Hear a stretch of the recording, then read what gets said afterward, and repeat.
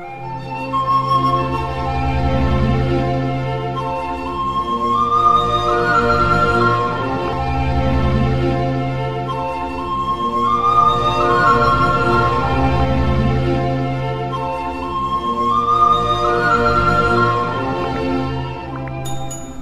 دوم، اسماعیل و اسحاق، دو برادر، دو مسیر.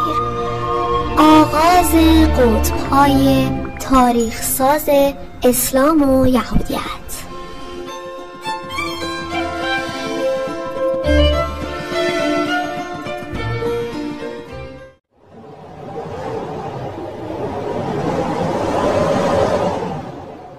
باد داغ بیابان ذرات شن رو به چهره ابراهیم علیه السلام میزد. هنوز خاطرات بابل یا همون عراق امروزی و رویارویی با نمرود در ذهنش زنده بود. همون روز که به خاطر یکتاپرستی در میان شعله‌های آتش انداخته شد، اما خداوند فرمان داد ای آتش برای ابراهیم سرد و بی خطر باش. سوره انبیا آیه 69. این معجزه باعث شد ابراهیم از آتش سالم بیرون بیاد و مردم از قدرت خداوند حیرت زده بشن. حالا ابراهیم علیه السلام به همراه همسرش ساره و برادرزادش حضرت لوط علیه السلام به سمت کنعان یا همون فلسطین امروزی در حرکت بودند. کنعان با زمین‌های حاصلخیز و طبیعت زیباش محل مناسبی برای سکونت بود، اما به زودی شرایط تغییر کرد. قحطی شدیدی منطقه را فرا گرفت. بارون نیومد، زمین‌ها خشک شدن و مردم دچار رنج و سختی زیادی شدند. قحطی توی کنعان باعث شد ابراهیم به فکر کوچ به سرزمینی دیگه بیفته، جایی که بتونه از این بحران نجات پیدا کنه. مصر با رود نیل و زمین‌های حاصلخیزش از خشکسالی و قحطی در امان مونده بود. ابراهیم تصمیم گرفت به همراه ساره راهی مصر بشه. طبق منابع تاریخی مصر تو اون زمان یکی از بزرگترین تمدن‌های جهان با اقتصادی قوی و کشاورزی پر رونق بود. توی مصر ابراهیم و ساره مورد استقبال قرار گرفتن. تو همین سفر بود که هاجر، زنی مومن از مصر، به عنوان هدیه به ابراهیم و ساره داده شد. هاجر خیلی زود جایی تو دل این خانواده پیدا کرد، اما مسئله‌ای که همیشه ساره رو ناراحت می‌کرد همچنان باقی بود. ساره بعد از سالها زندگی با ابراهیم هنوز فرزندی نداشت. این مسئله همیشه ذهنش رو مشغول می‌کرد. در نهایت ساره با بزرگواری پیشنهاد داد که ابراهیم با هاجر ازدواج کنه. این ازدواج به تولد حضرت اسماعیل علیه السلام منجر شد. تولد اسماعیل باعث شادی ابراهیم شد، اما این ماجرا باعث شد حسادت و نگرانی ساره هم افزایش پیدا کنه. طبق برخی روایات تنش‌های بین ساره و هاجر به وجود اومد.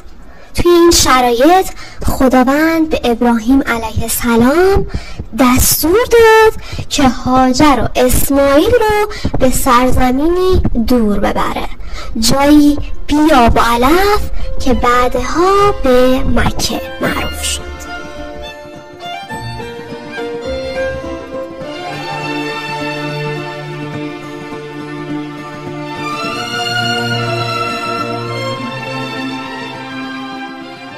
مکه تو اون زمان یه بیابون خشک و بی‌حاصل بود.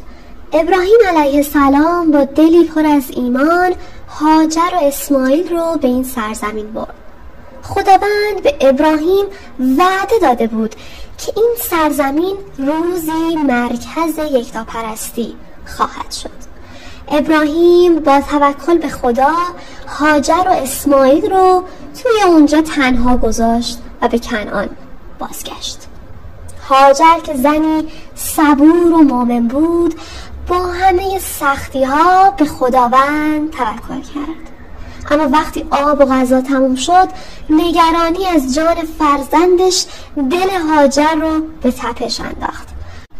او در جستجوی آب بین دو تپه صفا و مروه 7 بار دوید تا راه نجاتی پیدا کنه. خداوند در نهایت دعای مادرانه هاجر رو شنید و از کنار پای اسماعیل چشمه زمزم جوشید.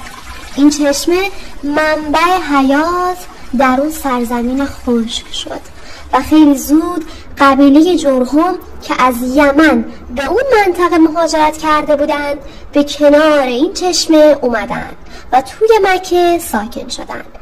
به این ترتیب مکه کم کم تبدیل به یه محل زندگی پر رونق شد. سالها بعد وقتی اسماعیل بزرگ شد، ابراهیم دوباره به مکه برگشت. خداوند این بار به ابراهیم و اسماعیل دستور داد که خانه خدا رو بنا کنن، همون بنایی که امروز به نام کعبه میشناسیمش. پدر و پسر دست به دست هم دادن و سنگ‌های این بنای مقدس رو روی هم گذاشتن. سوره بقره آیه 127.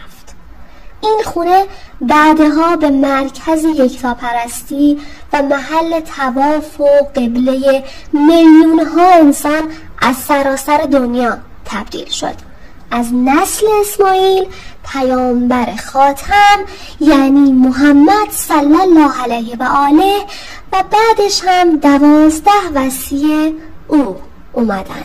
خداوند دین پایانی بشریت و موعود جهان رو تو نسل اسماعیل علیه السلام قرار داد. اما این تمام ماجرای وعده های خدا نبود. تو همین زمان خداوند به ساره هم لطف بزرگی کرد.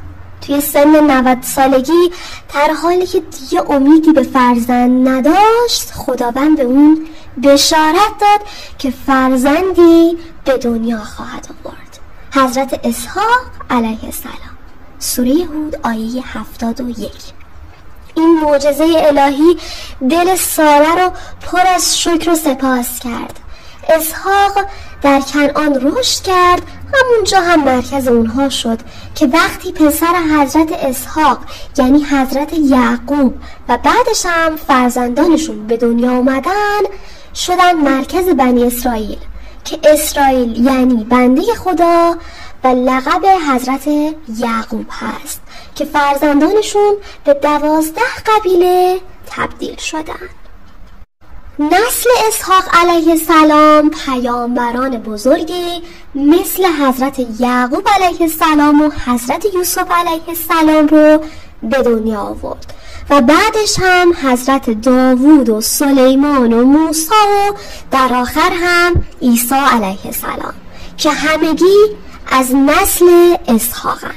همچنین تو همون فلسطین بنای مسجد الاقصی ساخته شد، همون جایی که بعدها به معبد سلیمان علیه السلام تبدیل شد و به مرکز پادشاهی و توحید در دوران سلیمان نبی بدل گردید.